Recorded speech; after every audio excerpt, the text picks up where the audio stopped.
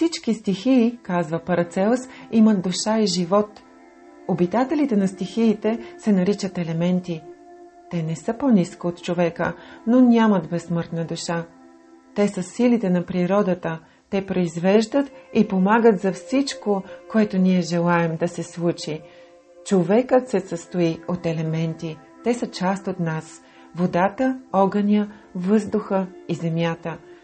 Енергията на елементите постоянно се стреми да влезе в взаимодействие с нас и да се превърне в растение, минерал или животно. Можем да си представим тази елементална енергия, постоянно скитаща в природата, с желание да се прояви.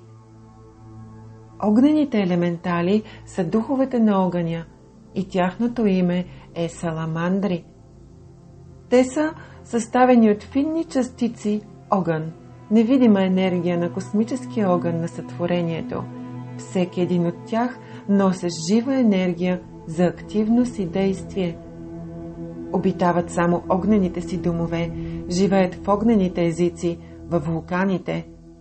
Тези същества можем да ги усетим чрез силата на интуицията, както става всъщност и за всички други, защото интуицията е връзката в астралното поле.